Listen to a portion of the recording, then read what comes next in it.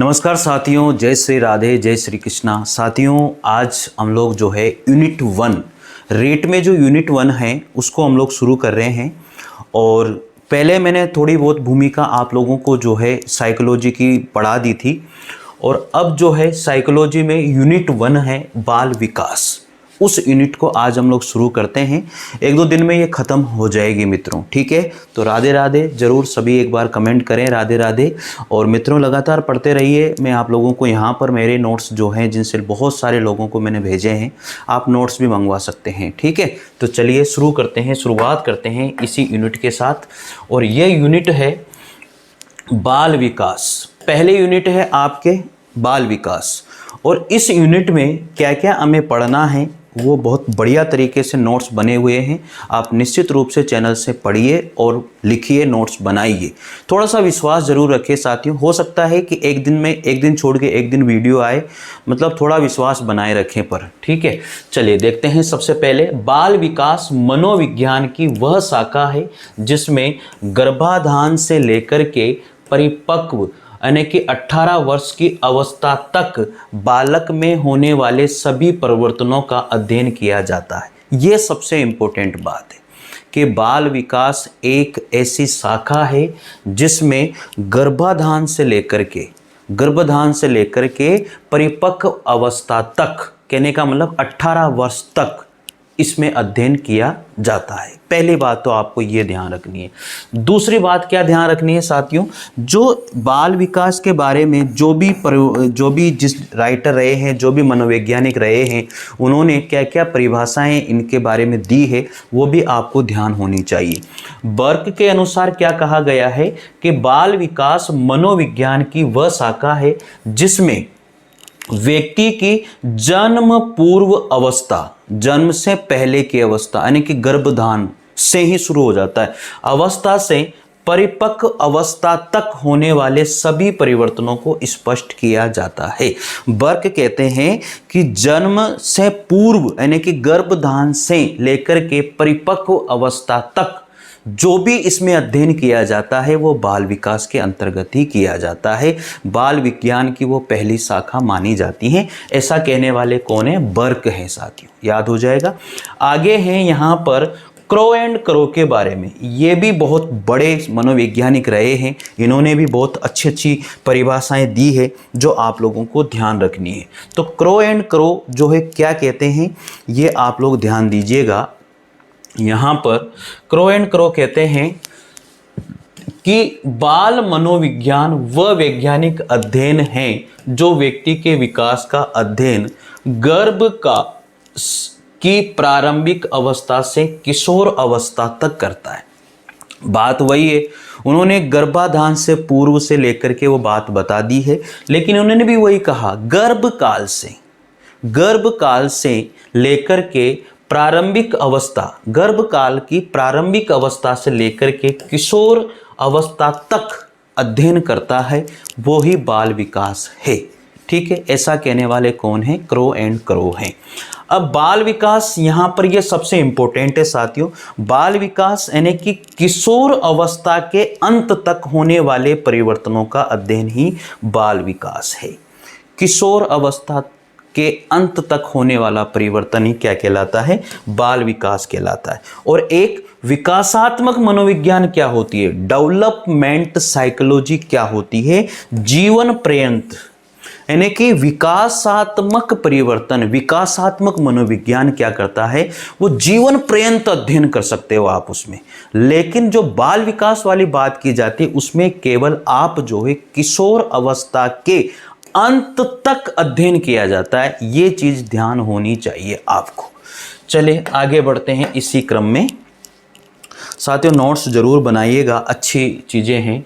अब आती है यहाँ पर ये टॉपिक है आपके रीट के अंदर, वृद्धि और विकास की संकल्पना। ये टॉपिक भी है आपके, वृद्धि और विकास की संकल्पना। ऐसा कैसा टॉपिक दिया हुआ है, यानी कि concept of growth and development, concept of growth and development,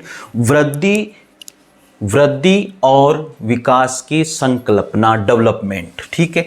वृद्धि या अभिवृद्धि क्या होती है? शारीरिक संरचना या आकार में बढ़ोतरी को वृद्धि कहा जाता है।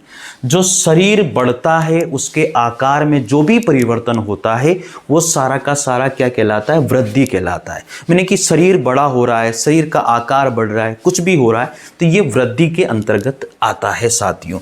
अथवा कोशिकाओं में गुणात्मक वृद्धि को ही अभिवृद्धि कहा जाता है। क्या कहा जाता है? शारीरिक संरचना आकार में बढ़ोतरी होना वृद्धि है, और कोशिकाओं में कोई गुणात्मक वृद्धि होती है तो उसे हम लोग कहते हैं अभिवृद्धि। याद रख हो जाएगा।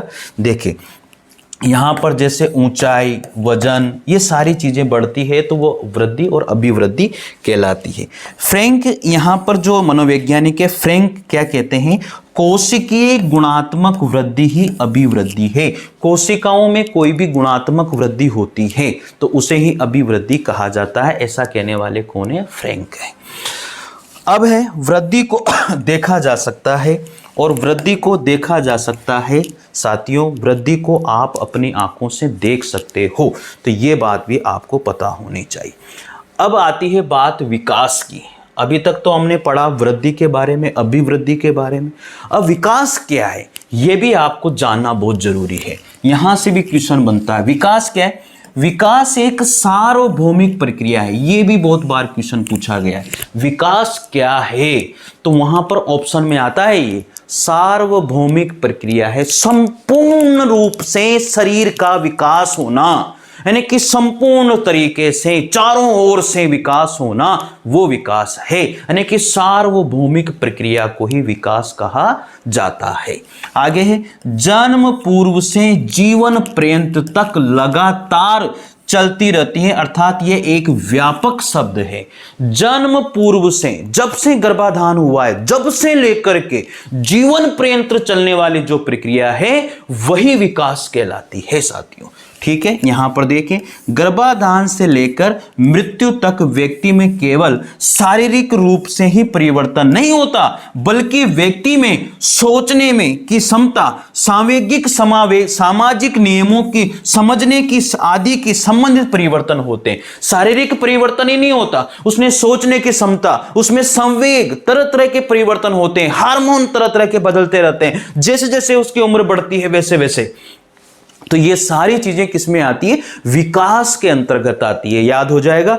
आगे बात करेंगे हरलोक ने क्या कहा विकास के लिए। हरलोक जो मनोवैज्ञानिक थे वो क्या कहते हैं विकास के लिए? विकास अभिवृद्धि तक ही सीमित नहीं है, विकास अभिवृद्धि तक ही सीमित नहीं है, इसकी अपेक्षा इसमें परिपक्व अवस्था के लक्ष्य की ओर परिवर्तनों का प्रगतिशील क्रम निहित रहता है। यानी कि ये जो वृद्धि है वो तो लगातार बढ़ती नहीं है, वो रुक जाती है, लेकिन सार्वभौमिक सत्य है, विकास चलता रहता है मृत्यु पर्यंत तक। ये बात समझने वाली है जो आपको समझनी चाहिए। आगे बढ़े इसी क्रम में, हरलोक ने कह दिया। अब हरलोक ने एक और बात हमसे कही है, वो भी आप लोग जान लीजिए। हरलोक साहब मनोवैज्ञानिक एक बात और कहते हैं, विकास का अर्थ प्रगतिशील परिवर्तनों का एक नियमित, क्रमबद्ध और सुबद्ध प्रतिमान है। हरलोक ने कहा है कि विकास एक क्रमबद्ध प्रक्रिया चलने वाली है, एक क्रमबद्ध तरीके से चलने वाली प्रक्रिया है। क्या? विकास। अब प्रगतिशील की प्रोग्रेसिव क्या है? विकास के अंतर्गत परिवर्तनों की दिशा अग्रगामी होती है। जो परिवर्तन है वो अग्रगामी होते हैं, बार बार बदलता रहता है। शरीर का जैसे जैसे विकास होता है कुछ ना कुछ उसमें परिवर्तन होता रहता है। ये सारी के सारी प्रक्रियाएं जो है किसमें आती है? विकास के अंतर्गत आती है। विकास के द्वारा होने वाले परिवर्तन व्यक्ति को पिछली अवस्था से आगे आने वाली अवस्था की ओर अग्रसर करता है। जो पिछली अवस्था है उससे आगे की ओर अग्रसर करता है, यह विकास कहलाता है। साथियों यहां पर जो क्रमिक जो है क्या कहते हैं? यह शब्द विकास के लिए प्रयुक्त किया जाता है। क्रमिक जो शब्द है यह मनोवैज्ञानिक नहीं है। क्रमिक यानी कि ऑर्डरली जो शब्द है यह विकास के लिए किया जाता है। क्रमिक शब्द का प्रयोग विकास के लिए किया गया है। चले आगे बात करते हैं इसी क्रम में।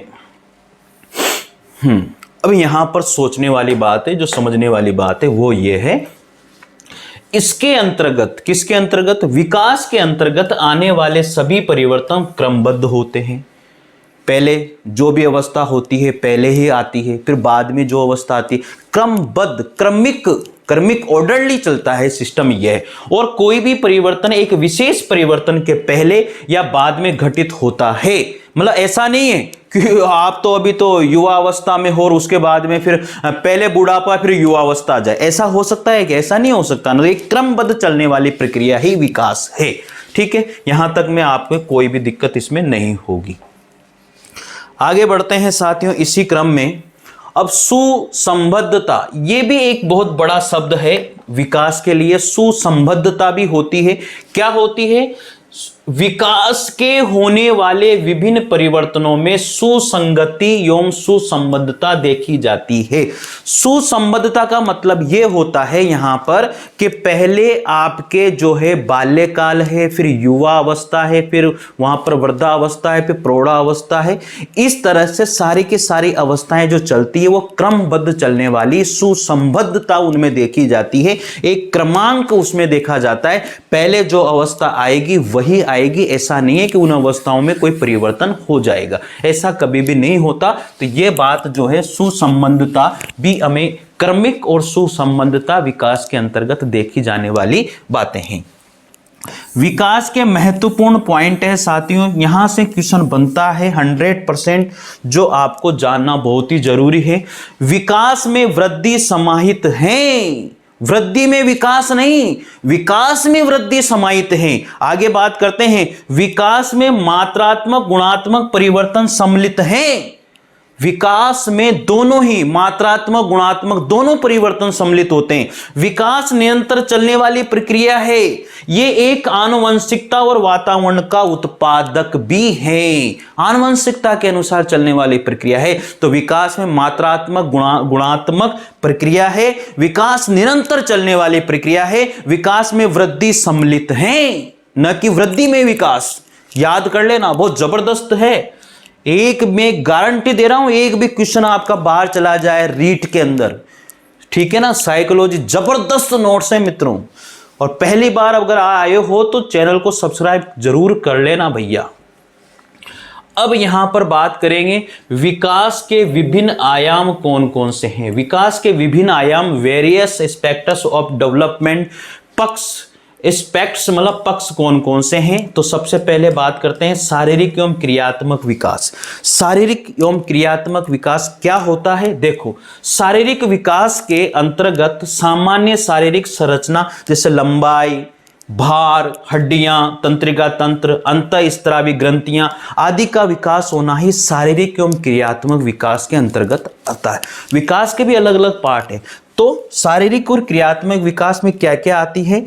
शारीरिक विकास के अंतर्गत सामान्य शारीरिक संरचनाएं आती हैं, जैसे लंबाई का बढ़ना, भार का बढ़ना, हड्डियों में तंत्रिका तंत्र, अंतःस्त्रावी ग्रंथियों आदि का विकास होना ही शारीरिक और क्रियात्मक विकास में देखा जाता है। जबकि क्रियात्मक विकास के अंतर्गत जैसे चलना, दौड़ना, तैरना, लिखना, खेलना, ये सम्मिलित होते हैं। शारीरिक विकास के अंतर्गत तो ये हो गए, क्रियात्मक विकास के अंतर्गत ये हो गए। भैया याद रखना कि ये किस विकास के अंतर्गत आते हैं, शारीरिक विकास के अंतर्गत या क्रियात्मक विकास के अंतर्गत, ये भी क्वेश्चन पूछे जाते हैं, याद रख लेना। ठीक है, चलिए आगे बढ़ते हैं इसी क्रम में। अब आता है संज्ञानात्मक विकास, यानी कि कॉग्निटिव डेवलपमेंट, यानी कि बौद्धिक विकास। संज्ञानात्मक विकास क्या होता है? ये बौद्धिक विकास क्या होता है? चिंतन की शक्ति, कल्पना शक्ति, सृजनात्मकता, संवेदना, प्रत्यक्षीकरण। चिंतन की शक्ति, कल्पना शक्ति, सृजनात्मकता, बच्चा इकट्ठे करने की चीज, नई नई चीजें बनाने की वो सृजनात्मक, संवेदना उसमें देखी जाती है, प्रत्यक्षीकरण का विकास, ये सारे के सारे संज्ञानात्मक विकास के अंतर्गत आती है। कल्पना शक्ति, चिंतन की शक्ति, सृजनात्मकता की शक्ति आदि। तीसरे नंबर पर आता है सामाजिक विकास। सामाजिक विकास क्या होता है? इसके अंतर्गत ऐसे गुण अर्जित होते हैं जिसके द्वारा व्यक्ति सामाजिक प्रत्याशाओं के अनुरूप व्यवहार करता है, यानी कि समाज में रहता है, समाज से ज्ञान प्राप्त करता है, समाज के बारे में सोचता है। ये सारी चीजें सामाजिक विकास कहलाती है। याद हो जाएगा क्या? नोट्स बना लेना भैया, ठीक है, नोट्स बनाना बहुत जरूरी है। अब आता है यहां पर संवेगात्मक विकास। संवेगात्मक विकास क्या होता है? देखो, संवेगात्मक विकास जो है यानी कि इमोशनल जो डेवलपमेंट है उसके अंतर्गत विभिन्न संवेगों की उत्पत्ति होती है। संवेग आप जानते होंगे, ठीक है, उनका विकास उचित संवेगों का उचित समय अनुसार प्रदर्शन, आवश्यकता अनुसार संवेगों पर नियंत्रण करने की जो क्षमता आदि का जो विकास होता है। संवेग अलग अलग एज में अलग अलग संवेग पैदा होते हैं। किसी को गुस्सा आता है, किसी को प्रेम होता है, किसी को घृणा आती है। ये 14 संवेग आपने पढ़े होंगे ना, वो आगे मैं पढ़ाऊंगा, टेंशन मत करो, ठीक है। तो ये सारे के सारे संवेगात्मक विकास के अंतर्गत आते हैं। जो उसके सोच में परिवर्तन होता है वो संवेगात्मक विकास होता है, ठीक है। आगे आता है 5वें नंबर पर नैतिक या चारित्रिक विकास भी देखने को मिलता है। उसका नैतिक और चरित्र अलग अलग तरीके से अलग अलग समय पर अलग अलग रूप में बदलता है, तो नैतिक विकास के अंतर्गत आता है। यानी कि मोरल और जो होता है इसके अंतर्गत बालक में सही गलत, नैतिकता अनैतिकता का बोध सम्मिलित किया जाता है। चले अब बात करेंगे सबसे इंपॉर्टेंट, जहां से क्वेश्चन बनता ही बनता है, अभिवृद्धि और विकास में क्या अंतर होता है। अभिवृद्धि और विकास में अंतर क्या क्या होता है लिख लेना भैया। 100% नहीं 201% यहां से क्वेश्चन बनता ही बनता है, जो आपको पढ़ लेना है, याद कर लेना है। कर लोगे ना याद? हाँ, याद कर लेना है भैया, नहीं तो मामला गड़बड़ सरबड़ हो जाएगा। दोनों में अंतर है एक दूसरे के। पहली बात तो ये क्या है? पूरक है।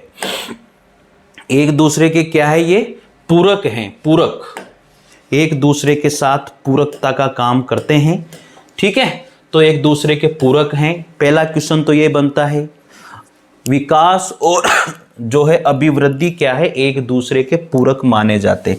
यहां पर देखो, ठीक है। तो ये रहा अभिवृद्धि और ये रहा विकास, दोनों में क्या क्या अंतर है जो आपको ध्यान देना है। पहला पॉइंट है, अभिवृद्धि में एक निश्चित समय बाद रुक जाती है। अभिवृद्धि एक निश्चित समय बाद क्या हो जाती है? रुक जाती है।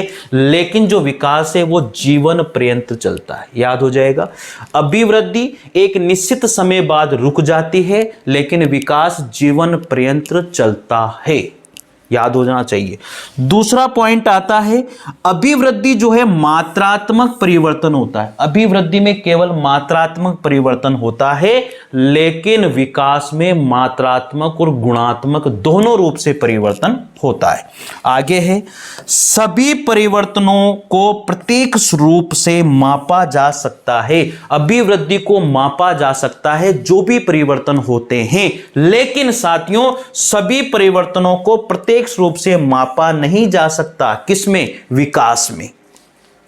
ये सारे पॉइंट आपको लिखने हैं, याद करने हैं, समझने हैं, मैंने आपको बता दिया है। आगे बात करेंगे यहां पर, देखो ये सबसे इंपॉर्टेंट पॉइंट है भैया। चौथा नंबर का पॉइंट है, संकुचित संप्रत्यय देखने को मिलता है। इसमें व्यापक संप्रत्यय देखने को मिलता है। बहुत छोटी सोच, इसमें शारीरिक परिवर्तन शामिल हैं, जबकि इसमें शारीरिक, सामाजिक, मानसिक, सांवेगिक, नैतिक सारे परिवर्तन आ जाते हैं विकास के अंतर्गत। छठी बात आती है, केवल परिमाण संबंधी मापा जा सकता है। परिमाण संबंधी संरचनात्मक परिवर्तन रखे जाते हैं, लेकिन इसमें संरचनात्मक, कार्यात्मक दोनों तरह के परिवर्तन शामिल हैं। किसमें? विकास में। और इसमें केवल परिमाणात्मक ही है अभिवृद्धि में। तो साथियों ये जो टॉपिक आज मैंने पढ़ाया है, विकास की जो पहली यूनिट है रीट में, वो हमने शुरू कर दी है और हमने आज पढ़ा है वृद्धि और विकास में अंतर। ठीक है, तो ये भी आपको थोड़ा ध्यान दे लेना है। ठीक है भैया, और साइकोलॉजी के नोट्स मंगवाना चाहते हैं तो डिस्क्रिप्शन में फ़ोन नंबर दिए गए हैं, व्हाट्सएप पर आप मैसेज कर सकते हो। चलिए बहुत बहुत धन्यवाद आपका। अगली क्लास हम लोग कल देखते हैं। Thank you. अभिवृद्धि और विकास का ध्यान रखना, यहाँ से क्वेश्चन आ जाता है। जय श्री राधे, जय श्री राधे।